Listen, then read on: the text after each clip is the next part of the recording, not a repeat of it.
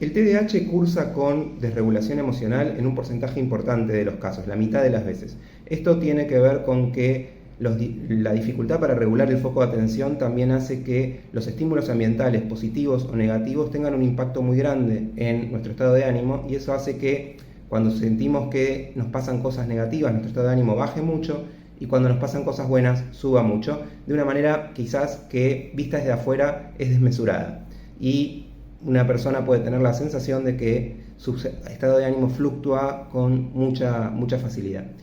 La diferencia entre esto y otros diagnósticos como el trastorno depresivo, el trastorno bipolar o el trastorno límite es que por un lado está muy atado a estímulos ambientales. Incluso cuando parece que no pasó nada, el paciente suele tener bastante facilidad para darse cuenta que en realidad le sucedieron cosas, aunque sea a nivel mental, se puso a pensar en determinados acontecimientos.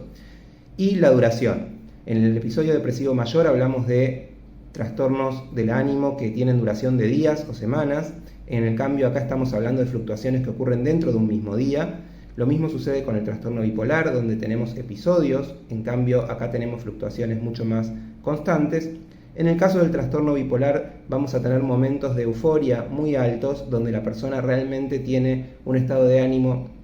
excesivamente alegre, optimista, pero también muchas veces con un exceso de autoconfianza y sentimientos de grandiosidad que muchas veces incluso los llevan a tener formas de razonar muy delirantes,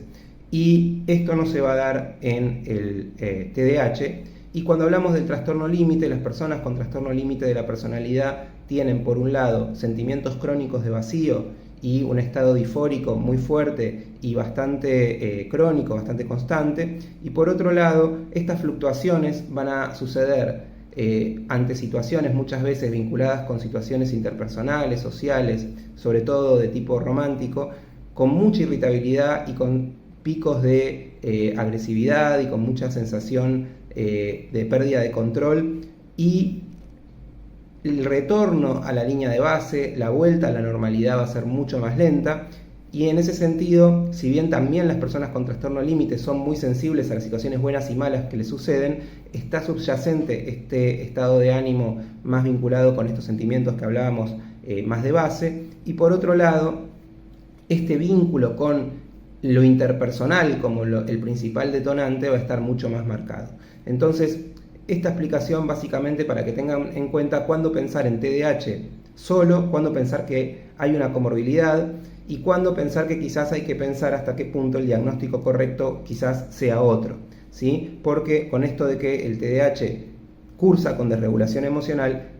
muchas veces tenemos la tentación de echarle la culpa de todo al TDAH, pero si tenemos periodos de estado de ánimo decaído muy prolongados, posiblemente haya que pensar que además hay un estado de ánimo deprimido y un trastorno depresivo mayor.